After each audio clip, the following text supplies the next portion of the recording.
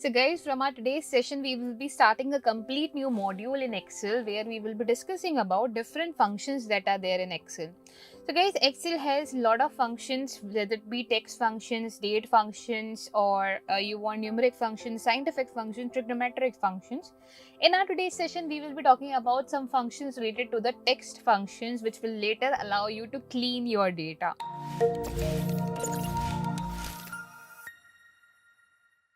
Now, let's understand some important ones. So here I have some text written over here. We have text number 1 which contains WsCube Tech, the other text that contains WsCube Tech but white spaces, and then we have another text that is Jaipur. Suppose if I want to trim a data, so equal to trim. Trim allows us to remove white spaces. Okay, so let's trim this data and it will remove the white spaces from this data. Now, let's try to find the length over here. For length, we have equal to. To write any function, we first write equal to, then we write len. That is the name of the function. If you open the bracket, it says that pass the text over here. So, suppose if I pass this text which had white spaces, if I press enter, it would tell me that there are 12 letters in it. Okay. Similarly, if I do the same thing, that equal to len, but I will try to pass the text, but this time I will pass this text which has been trimmed, and let's press enter and you'll see it has 11 characters, which is actually to WsCube has 6 plus 4 in tech and plus 1 space in between. So white spaces will remove the spaces from the left hand side of your data or from the right hand side of your data.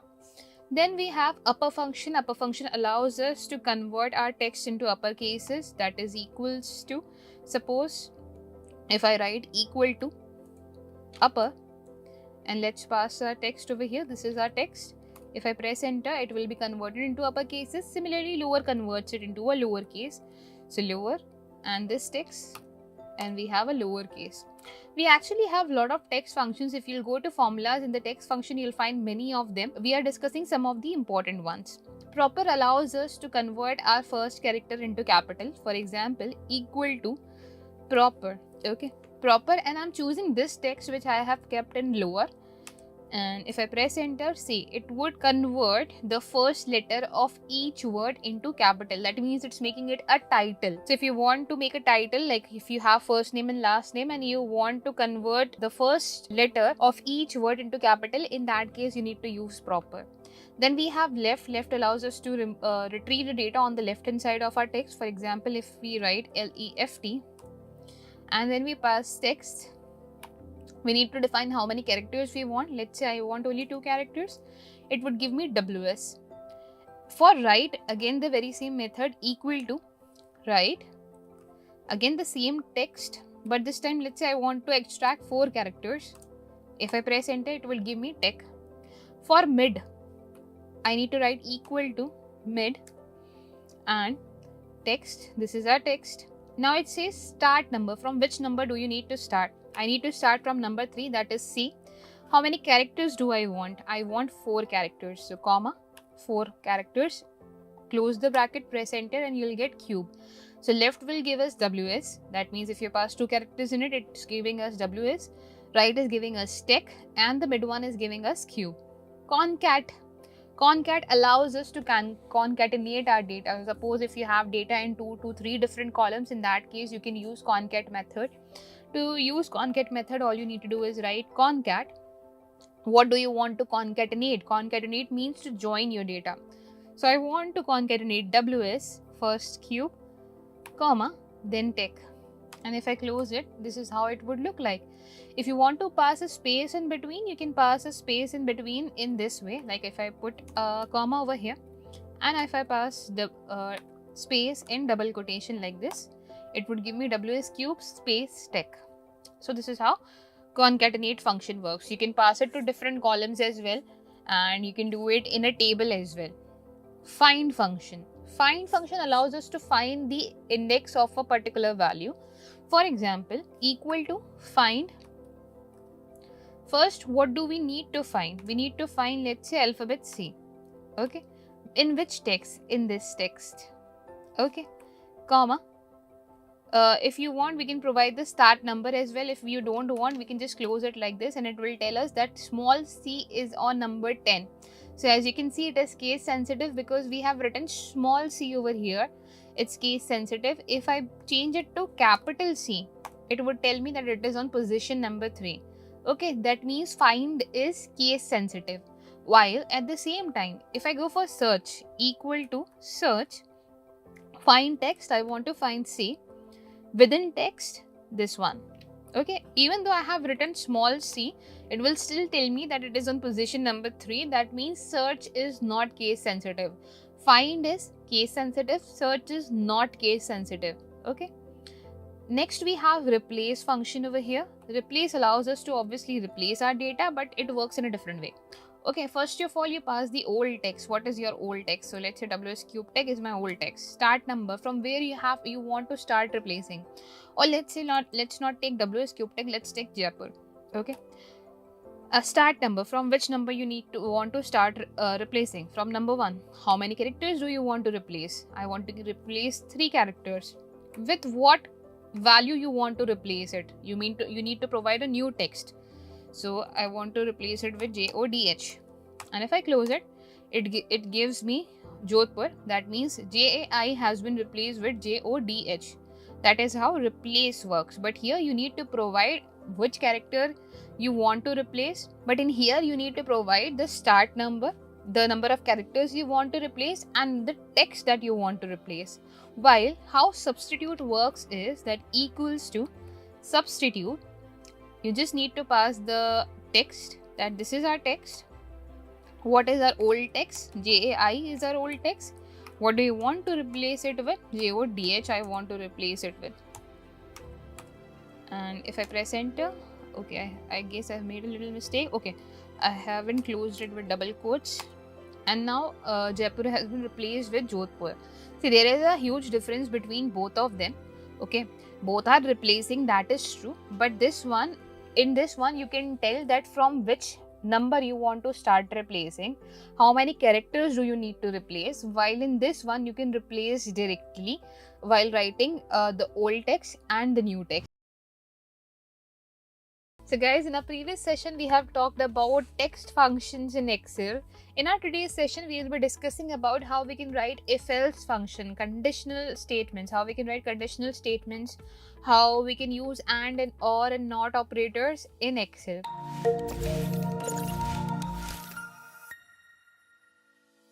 So let's first of all talk about if function. If function is very useful. Suppose if based on 2 columns or 1 column, you want to create a new column which should be based on a condition that any value in that column is affecting the creation of new value. In that case, we can use if function.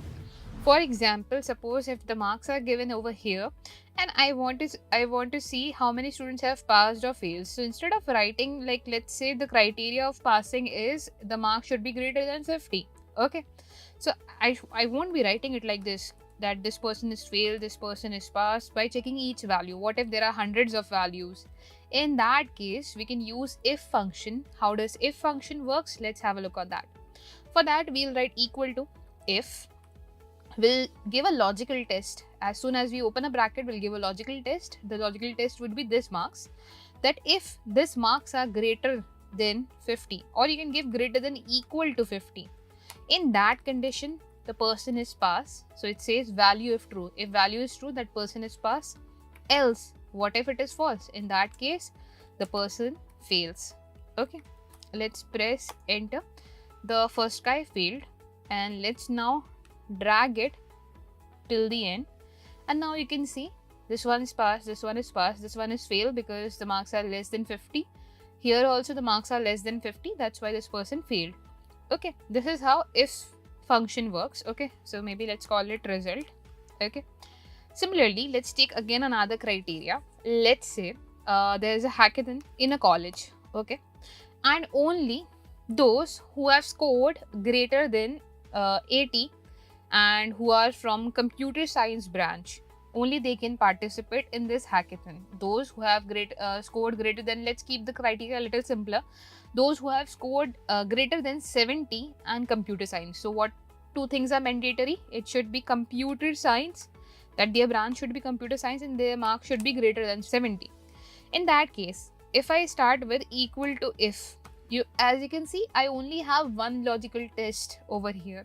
What if I want to give two logical tests? The two logical tests would be that this branch should be computer science and the mark should be greater than 70. So I want two logical tests and both of them are mandatory, that both the criteria should be satisfied. So in that case, I'll be using an AND operator which will allow me to give multiple logicals.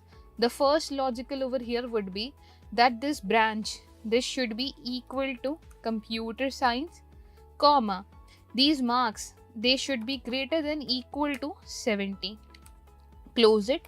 What if both these values are true? If both these values are true, the person can get in. Otherwise, the person won't be in for the hackathon. Okay, and let's close it. Let's press enter. The first one is not in, obviously. And only one person is in because this guy has 90 marks and is in CS. This guy is also in CS but only has 67 marks. Let's see what if I change it to 71. Now this guy is in. Okay, so this is how AND operator works. AND operator will allow you to give multiple logicals and all the logicals that you are providing, they all should be true. For example, if for a hiring in a company, the criteria is that you should have a bachelor's degree, you should have knowledge in Power BI, you should have knowledge in Python. So all the three criteria should be made in order to get that person hired. So that's why AND operator will be used over there. Okay. Similarly, because not a lot of people participated in this hackathon, that's why they organized another hackathon, hackathon number 2, or we can call it hackathon 2.0. Okay, in this hackathon 2.0, they have set the new criteria that you could be of any branch, okay, but your marks should be greater than 70. So now this criteria would be that you could be of any branch, okay, and CS is mandatory, but even if you are not from CS, your marks should be greater than 70. Okay, so all the students from CS branch will be in this hackathon, and all those students who are not from CS branch but their marks are greater than 70 can be also in this hackathon. So for that, we'll be giving the criteria like this. If now, because any of these logical could be true, so marks could be greater than 70, or if you are from CS, if your marks are greater than 70, you can also get in. Or if you are from CS, whether your marks are 50, 24, even if you have failed but you are from CS, then also you can get in. So for that, we will be passing the criteria in this way, that for this we will be using OR. OR will allow us to give multiple logicals, and we have choices that if even if I have provided 4 logicals, only one of them is true, still it will give me the value for the true. For example, if I say the logical says that this marks should be greater than equal to 70, comma, or this value should be CS, okay, equals to CS. Okay, let's close this bracket, comma, if it is true, and I haven't closed the double quotations, comma, if it is true, then in, if it is not true, then not in.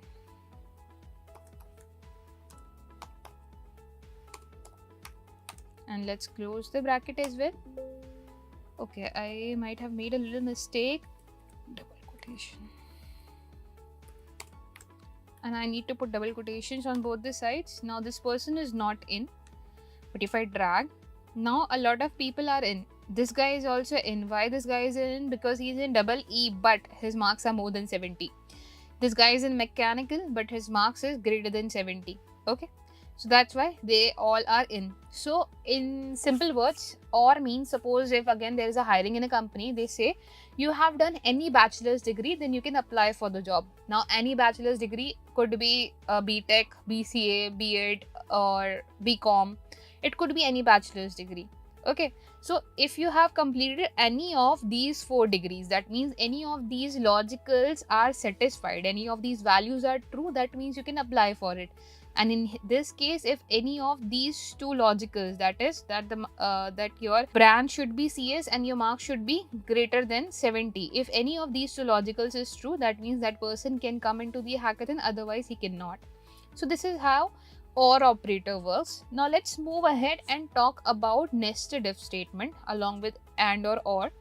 Okay, so suppose if there is a hotel which has these number of adults in their list and these number of kids along with those adults, I want to identify the guest type.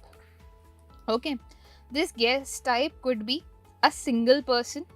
Okay, single, I'm not defining a relationship of a person that he is single, but a single person, or a couple.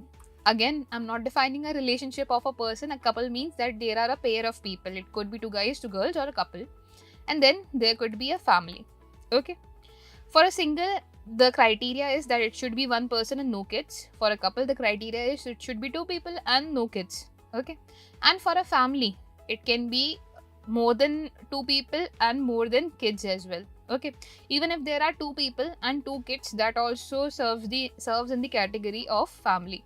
Okay, now let's create a formula over here that, let's just remove this, and equal to if.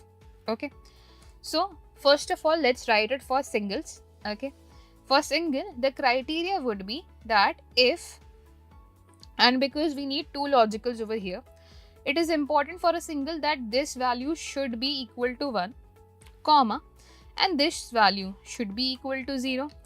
We will close our first logical and say if this criteria is satisfied, that person is single.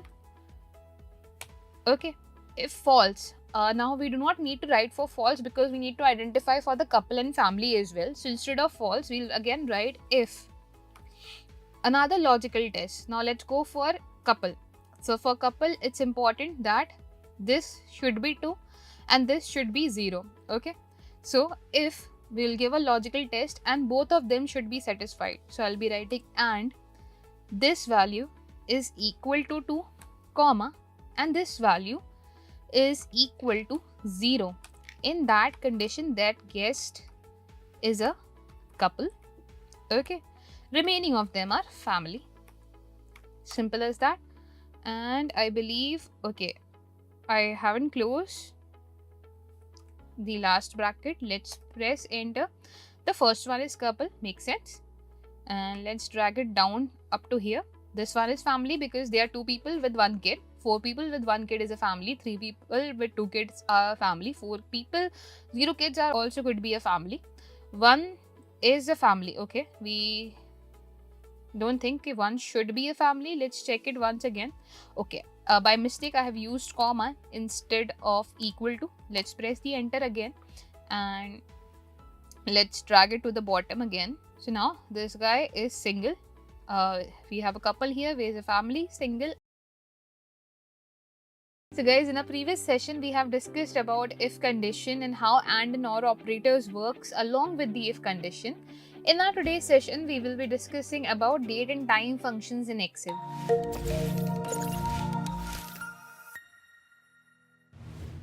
So guys, if you go to the formula bar, you will be finding a lot of date and time functions over here. And if you want to use some of the important date and time functions and how you can use them, let's have a look on that. First of all, if I click on equal to and if I write today, okay, if I write equal to and today and just pass the bracket, if I press enter, it would give me the date of today, that is 22nd December 2023. Suppose if I write equal to now and open close the parentheses, it would give me the date and time. The date is 22 December 2023 and the time is 3:11. Okay, this is how you can get a date, and with using now you can get date and time. Now from this date, if you want to extract anything, for example, if I want to extract month, okay, so if I choose this, press enter, it would give me the month number is what? Month number is 12. Equal to, if I want to extract year, I will just give the date inside it and I'll be able to extract the year. Similarly, if I want to extract day, I'll be writing day and open the bracket, pass the day, press enter, that's how you'll get a day. Similarly, if I want to get hour, for that HOUR, hour, and pass the value, press enter, you'll get the hour, that is it's 3 o'clock. Okay. Similarly, if you want to get minutes, in that case MINU, TE. Don't go for min. Min is minimum, and go for minute. Minute of this value would be 12 minutes. Similarly, S equal to SEC second. Okay, serial number is this, and close it, press enter. That it is 55 seconds right now, and within 5 seconds I guess it will be 3:13. Okay, so let's just press enter once again. Let's go to this formula, press enter once again, and it's 3:13. Okay, so this is how basic date and time functions work. Suppose if you have been given a month in this block, then you have been given 23 over here, and then you have been given a year, let's say 2020. Okay, now you want to convert it to a date. Okay, suppose you have been given month. Okay, you have been given a day, and you have been given a year. You want to convert it to a date. For that, you will be writing equal to date. First thing it's asking for is year. The second thing it's asking for a month, and the third thing it's asking for a day. As soon as we press enter, it would give us the date. Okay. Similarly, what if I want to find out what is the date of 5 months after this day? In that case, we will be writing E date. E date will be talking about the start date. That this is the start date, and I want to figure out, let's say, what will be the date after 5 months of this date. So after 5 months, it gives me the value in general. Let's go to home and convert it to a short date. If I convert it to a short date, it would tell me that it's 23 December 2020, and after 5 months it would be 23 May 2021. Similarly, you can do it with others as well. If you want to increase years, you want to see what will be the date after 2 years. In that case, what you would do is equal to E date. The start date would be this, and here the second parameter is months, but we know in a year we have 12 months. Okay, so whatever your value is, for example, let's say it's 2 years, so it should be 2 times 12. Close it, press enter. Again, it's in the format of general. Let's convert it to a short date. So guys, in our previous session, we have discussed about date and time functions. In our today's session, we will be discussing about how SUMIF and SUMIFS works, how count, COUNTIF and COUNTIFS work.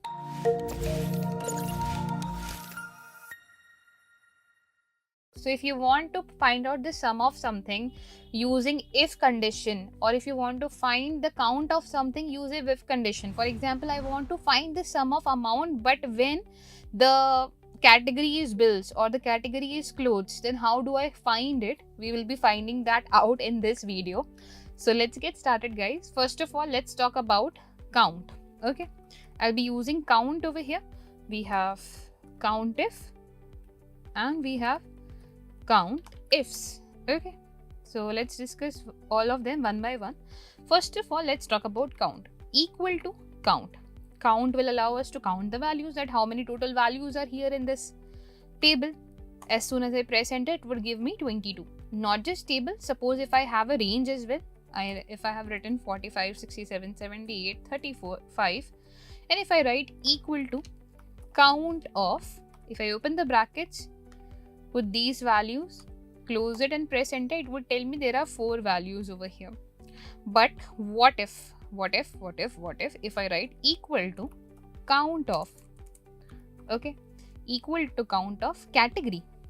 In that case, it gives me 0. Why it is there? It is because the count will find out the count of rows which contains the numeric value. But if you want to find the count of rows which contains text values, in that case, instead of count, you will be using count A. Okay, so I'll just write it again, equal to count A, and choose the category, close it and press enter. Obviously it will be 22 because they both belong to the same table and there are no null values. So here we have 22. COUNTIF, let's see how COUNTIF works. See, equal to COUNTIF. Let's see the formula. First of all, it's asking for the range. The range is this. I need to count if I want to see how many expenses are there which are greater than 1000. Okay, so for that I'll be giving the criteria that the value should be greater than equal to 1000. Okay, let's close and press enter. So only 5 values are there which are greater than 1000. And if you'll check the data as well, only 5 values are there which are greater than and equal to 1000, and all those 5s are here, I guess. Yeah, 1600, 16,000, 1890, 1000 and 1500. This is how COUNTIF works. Now let's see COUNTIFs. COUNTIFs is equals to COUNTIFs. First of all, it's not asking for range over here, it's asking for criteria range. So what should be my criteria? I want that category should be equals to food, but in the food I want capital F. Okay, what should be your next criteria? That in food also I want to count how many of my expenses are on Zomato. Okay, how many times I have ordered food from Zomato. I know you will say you can directly write Zomato there instead of doing it, but I also want to show you that there can be multiple criteria that we can provide over here. Or let's say I want to check food, but all the food count of food payments from UPI. Okay, makes sense. Count of food payments using UPI. So second thing would be the first is criteria range. The second thing would be the criteria that is equal to food. Okay. The third would be again the another criteria range, that would be our payment mode. Okay. Now the payment mode, what will be the criteria for the payment mode? That it should be UPI. Okay. Let's press enter and it would tell us that only 3 payments are made from UPI for food. Okay. For food, there must be different count, but when it comes to food and UPI, this is what the count is. So you can provide as many criteria as you want in the COUNTIFs. Similarly, we have SUMIF and SUMIFS. Okay. Sum, first of all, equal to sum. What do you find? What do you want to find the sum of? Sum of this whole range. And similarly, it would work on sum of a array as well. Array is nothing but this range would be called as array. A sum of these values. Okay, let's press enter and it would be 225. Similarly, this is how we can find the sum. Let's talk about SUMIF. Okay, let's see how SUMIF would work. For SUMIF, I'll be writing equal to SUMIF. Okay, it's asking me for a range, so this is my range. Okay, because I want to find the sum of this range. Okay, obviously. Okay, it's asking for criteria. Now, what should be the criteria in this range itself? It's not asking for the criteria of other range, but in this range itself, I want to find the sum of all the amounts that are above 1000. So for that, we will be writing greater than equal to 1000. Let's close it. And the sum of these values, if I drag them, you can see at the bottom, the values are 21,990, count is 5, and the average value is also provided over here. Similarly, we have the sum of these values as well. Okay, similarly, if I talk about SUMIFs, now SUMIFs will help us to find the sum if the category is bill. Okay, so it's asking for sum range. Obviously, the amount would be our sum range. The criteria range would be our category. Second, the criteria would be that it should be food. Let's see how much we have spend it on food, and if I press enter, it's 2035 on food. Okay, similarly you can check for bills, clothes, essentials and groceries as well. Okay, so this is how SUMIFs will work. I hope after this session it is clear that how we can use count, COUNTIF, COUNTIFs, some SUMIF, SUMIFs, and similarly we also have average, averageif and averageifs. So just like how we have found out the count, COUNTIF, COUNTIFs and some SUMIF, SUMIFs, similarly I would like you all to try it by yourself, that how you can find the average. So guys, in our previous session we have discussed about sum and count functions. In our today's session we will be discussing about how lookup and vertical lookup works.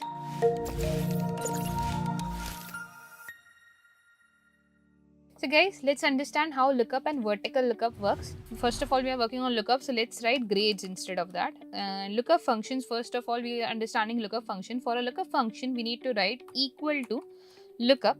Okay, what lookup function will do? Suppose if you have a sheet and based on these marks, you need to provide this grades. Like if someone has scored more than 10, the person would get F. or let's make it 0 instead of this. So I'll just remove the formula as of now. Anyone who has scored above 0 would get an F, above 50 would get a D, above 60 would get a C, and similarly so on up to above 90 would get a A+. I want to write these grades over here based on these criteria. Okay, so for that I'll be using a lookup function. A lookup function will allow you to look up a value from here and fill the value in the grades section. How does it work? Let's have a look on that. Lookup, what is your lookup value? This marks is my lookup value. What is my lookup vector? With the reference of this range, I want to find the answer. And what is my result? This is my result. If I close this and if I press enter, it would give me F, which is true, that marks above 0 and less than 50 would get an F. But there would be a small problem that if I drag it down till here, some of the grades will be here, but then rest of them won't be here. Why?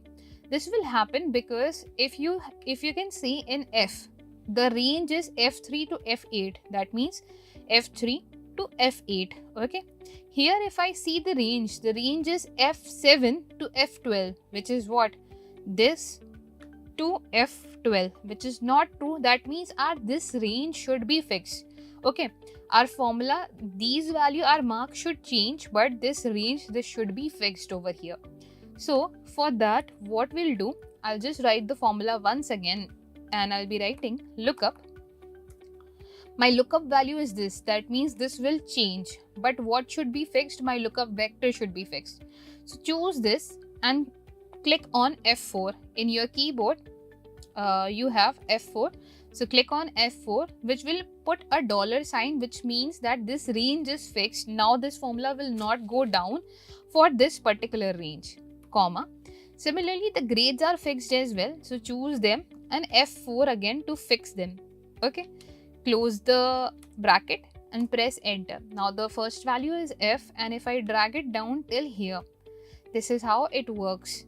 Okay, and now we have all the grades. So suppose someone has scored 90 or more than 90 would get an A+. Someone who has scored more than 80 would get an A. As you can see, we have A over here. Someone who has scored more than 70 would get a B. So 71, 78 would get a B, and so on for the other marks ranges as well. But there is a limitation to this formula, that here this range, this marks range, it should be in ascending order. It cannot be in a descending order. It should always be in an ascending order. I cannot do this, that if I write 50 over here and if I put a 0 over here and if I put a D here and if I put an F here, okay, this thing would not work. As you can see, our formula is not working. So make sure that this range, this marks range, doesn't matter the grades, this marks range, this should be in ascending order for a lookup function to work. Okay, let's try another example. So suppose here we have employee IDs, we have name, age, gender and salary. Let's say based on salary, okay, based on salary, I want to give a bonus. Okay, now if someone has less than or let's say someone earns more than 1000 would get a bonus of 0%. Okay, would get a bonus of 0%. If someone earns more than 50,000 would get a bonus of 5%. Okay, if someone earns more than, okay, instead of 5,000 I'll make it 50,000. Okay, if someone earns more than 1 lakh, okay, that person will get a bonus of 10%. If someone earns more than 1,50,000, in that case, that person would get a 15% bonus. And someone whose salary is greater than 2 lakhs would get a bonus of 20%. Okay. So, for this, again, I'll be using the lookup function that equal to lookup. This is my lookup value, comma, this is my lookup result vector. Make sure you fix it by using F4 key, comma, and this is what you need to return. Okay, so F4, if I close it again, see 0.5, okay, 15.5, this is 10 obviously. Okay, and these are our values. So this is how we have got the bonuses as well. Why it's coming in decimal values? Because it's in percentage, that's why it's coming in decimal values. But this is 5%, 15%, 5%. This one is 10%. Okay, you can shift it by 2 decimal places as well, totally up to you. So if you want, you can shift it to 2 decimal places as well, or we can just convert it to percentage as well. So just select the whole column and select percentage. It would be converted in percentage. So whatever the percent we have provided over here, this percentage is in here as well. So this is how a lookup function works. I hope how lookup function works is clear to you. Just there is only one single limitation, that this vector, this salary vector, okay, your lookup vector, it should be in ascending order. It cannot be in descending, or it cannot be in a random order. It should always be in an ascending order. I hope lookup function is clear to you. Now once we have covered the lookup functions, let's discuss the vertical lookup function. That what is a vertical lookup function? For a vertical lookup function, I'll just copy this whole same table. Okay, I'll just copy this table and let's say I'm gonna paste it here. So this is my table.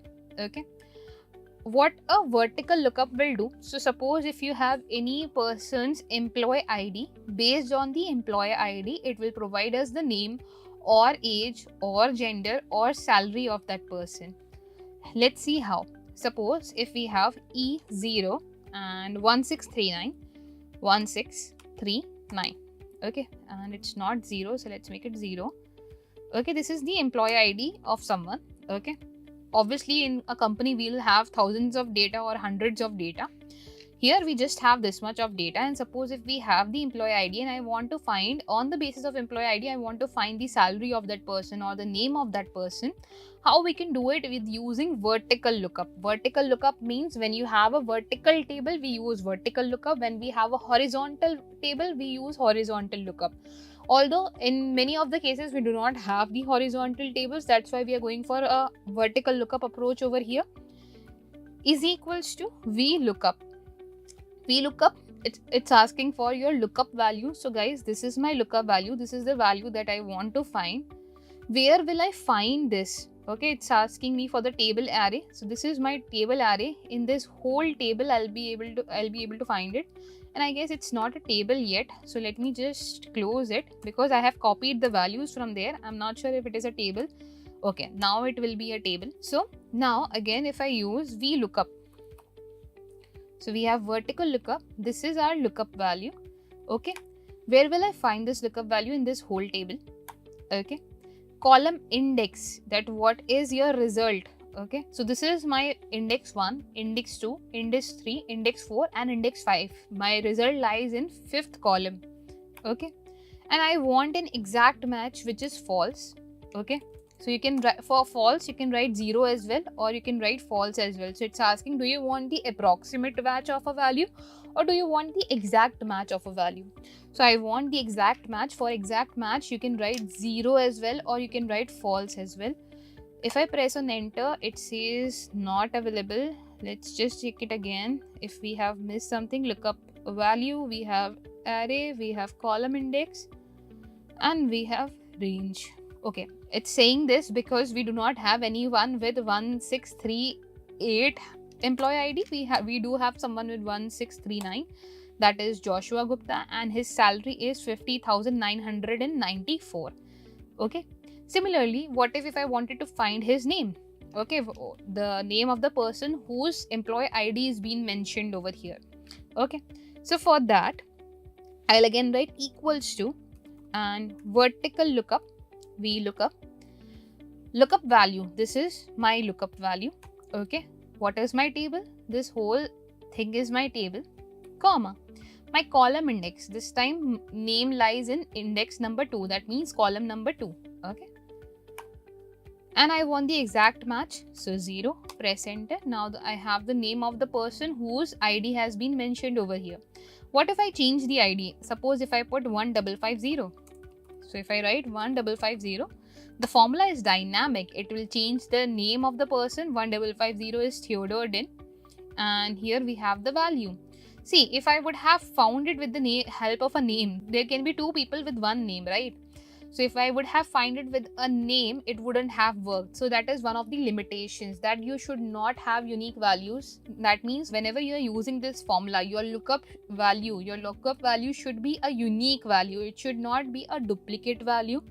Second thing, your lookup value and your result value, they should lie on left and right of each other. For example, the lookup value, the value from which you are looking from, it should always lie on the left hand side, and whatever you are looking for should always lie on the right hand side.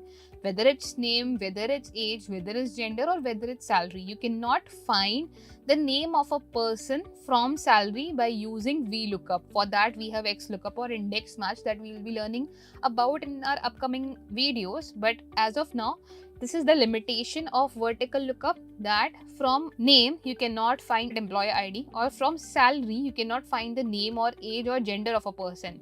With the help of name, you can find the salary, but there will be a problem that if names are duplicate, then it will only return you the first value. Okay, so suppose if you're looking for this Theodore Din, it won't give you the value, because it will just satisfy at the very first value itself. Okay, so these are few limitations. First of all, that your lookup value should lie on the left hand side. But what if you are looking for something from a reference of a name?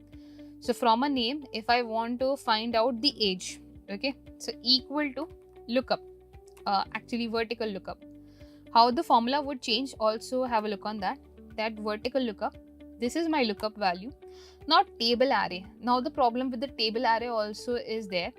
Okay, your table array will start from here instead of there. So control shift right and control shift down. This is my table array. Now what am I looking for is age. Age is on the first in the table array. Name is our first column and age is our second column. So I'll write 2 over here, and I'm looking for an exact match, so I'll be writing false. If I press enter, I'll get the age, that is 45. Although this is the data, 1550 is the data of this Theodore Din, but still it is giving us the age of this one, because we are looking in the format of a name. The lookup value is a name. That's why for a lookup value, it is mandatory that it should be a unique value. Your lookup value should be a unique value. Your lookup value should lie on the left hand side. With a right lookup value, you cannot find a value which lies on the left hand side. Okay, so your lookup value should lie on the left hand side. With the help of left hand side value, you can find the value which lies on the right hand side. And from wherever your lookup value starts, so suppose your lookup value starts from name, then your table also starts from name, and that's how you count your columns as well. So guys, in our previous session we have discussed about how lookup and vertical lookup functions work. In our today's session we will be discussing about how index match works.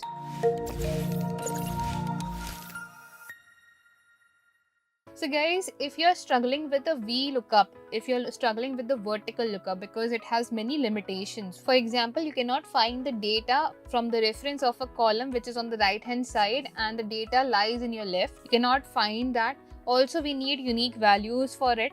So if because it has limitations, we have another solution for that, that is index match. Let's see how index match works. How does index match work? To understand that, first of all, I'll be writing index here and match here. Let's understand them one by one. Now what index will do? Equal to index. If I write equal to index, it tells me to give me an array. Let's say I'm giving any array. Let's say I'm giving age. Okay. It's also asking me for a row number. Let's say if I given 5, if I press enter, it gives me the value which lies in this array on row number 5. Simple as that. It's giving me the value which lies in this array at row number 5. Okay. But this row number 5, we need to tell it manually. Okay. What does match do? Now let's have a look on what match will do.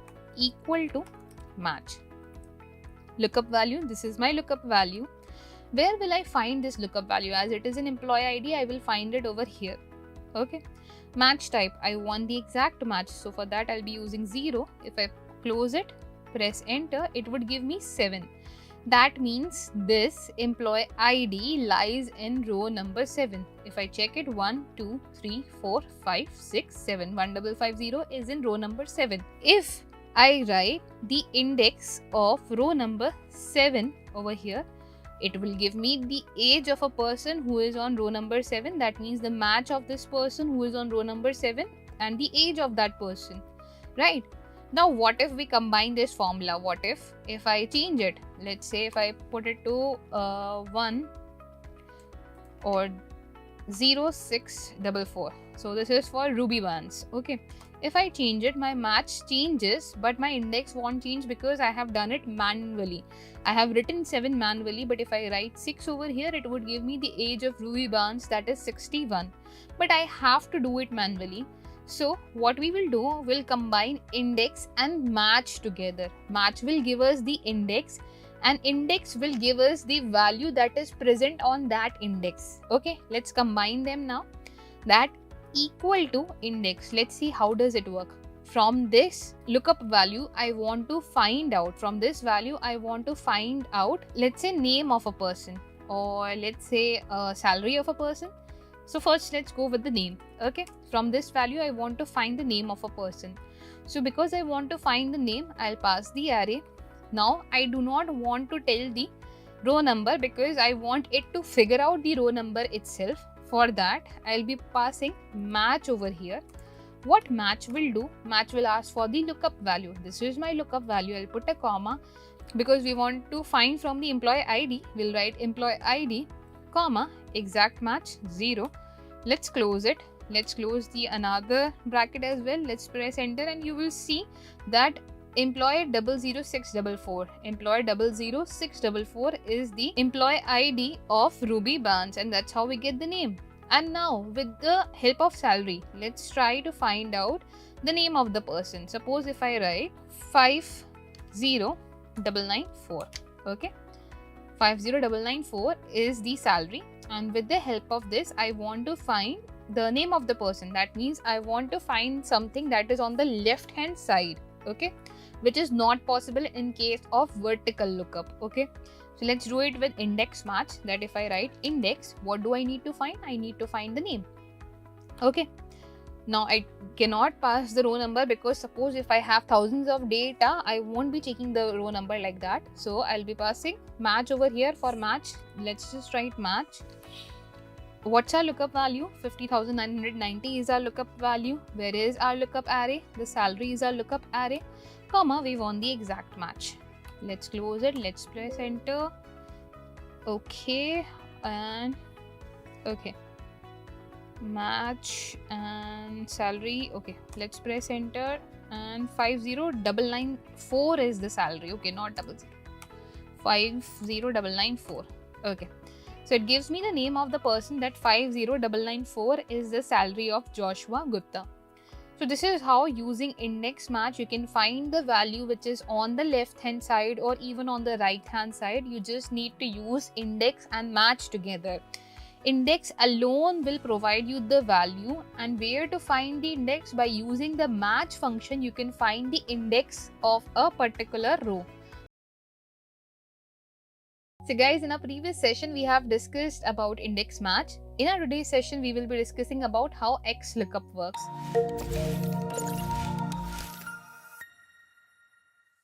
So if you're using any version older than 2019 and 2019 itself, you won't be having this formula with you. In that case, you can use index match or you can use vertical lookup as well. Those who are using versions above 2019, let's say 2021, 2023, they can use Xlookup. How to use Xlookup is very simple. You do not have to use index match together. That means it's not complicated. It's not as complicated as vertical lookup, where you have to take care of the place from where your table is going to start. You do not have to take care of the column number, or you do not have to take care about left to right thing or right to left thing as well. So here in Xlookup, we just need to write equal to Xlookup. And what's our lookup value? This employee ID is our lookup value. Where will I find it? I will find it over here. And with the help of this, what do I want to return? I want to return, let's say, the salary of this person. Now let's close it and let's press enter, and here we have the salary, that is 1,63,099. It was that simple. Now with the help of this salary, let's say I want to find the name of the person. For that, I will be writing Xlookup. This is my lookup value. Where will I find this lookup value? In the salary section. And what do I need to find out? I need to find out the name of that person. So if I close this, press enter, it tells me the name of the person is Luna Sanders. So isn't that easy that with the help of Xlookup function, easily we can find the values. Doesn't matter if it lies on the left hand side or on the right hand side, but this is the limitation, or this is, let's say, a rule for all of them, that whether it's Xlookup, vertical lookup, or index match also, you need to find it on the basis of a unique value. Okay, make sure you're using a unique value. If you're not using a unique value, if your data has duplicate values, it will only find the first occurrence of that value for you. Moving ahead, let's try to use nested Xlookup. So again and again, if I have to write this employee ID, so let's find a solution for this. We'll go to data, we'll put a data validation on this, and I'll make it a list. This list would be nothing. Let's choose the source. The source would be, will be the employee ID, and this will be the employee ID. Now if I click on it, if I choose any of the employee ID, it would give me the details of that person. Similarly, okay, let's put an Xlookup on this. Let's see if it is working or not. So Xlookup, this is my lookup function. I want to return this. Where do I find it? I find it here. I want to return the name of the person. So as soon as I press enter, it works. If I change the value as well, so if in the list, if I choose anything, let's say 4239, that is Joshua Gupta. 4239 is Joshua Gupta. Okay, 1639 is also Joshua Gupta, but that is a different guy. Okay, now let's talk about nested Xlookup. How amazing that would be, that if I write any of the employee ID, and if I want to find name, age, gender, salary, whatever I want to find, I can find that too by using just one formula. Okay, for that what I'll do is, this should also be our list, and again I'll use another data validation over here, which would be a list. But list of what? Let's provide the source. So this is our list. Okay, let's click on OK, and here again we will have a list. Let's say I want to find the age of that person. Alright, now let's use Xlookup. That Xlookup, our lookup value is this. This is our lookup value. Where will I find it? I will find the employee ID over here. Okay, return. I do not have to return the value as of now. Now I want to find the age of that person, or whatever column name is given in this particular cell. So I'll use the Xlookup once again. Again, what do I want to find? I want to find whatever is there in this cell. Where will I find it? Name, age, gender, and salary. Here I will find it. Okay, comma. What is my return array? The whole data is my return array. So just select the whole data, close it, close the other bracket as well, press enter, and you'll see the age of this person, 4239. Where are you? 4239. So 4239 is this person whose age is 29. Let's change the employee ID. Let's take something. Okay, 3838. So 3838 is Savannah Ali. Okay, who is 34. Let's see what her salary is. If I go to salary, it would show me the salary as well, and I guess in the list by mistake I have chosen employee ID as well, so you can remove the employee ID. Let's go for name. If I write the name, I find the name as well, but if I choose employee ID, it won't give me the employee ID, so we shouldn't have put the employee ID over here. So you can just change the restrictions once again and just go to data validation. I'll just change the source for this one, that this would be this, not employee ID included. Okay, and now if I change it to age, it would give me the age. If I change it to gender, it would give me the gender of that person. If I change the employee ID, it would give me the male, and age would be 28, and whose age is 28, it's Savannah Ali. Okay, so I hope that how Xlookup works is clear to you. It's very simple, but it's not available in 2019 or the below versions. It's only available for 2021 and the above versions. I hope this is clear to you. In our next session, we will be starting a complete new module where we will be discussing how, with the help of Power Query Editor, we can clean our data in Excel. So now we will be working on analytics that we can perform with Excel, how we can clean data, how we can pre-process our data. We'll be discussing all of that in our next session. So stay connected, guys, and I'll see you in the next session.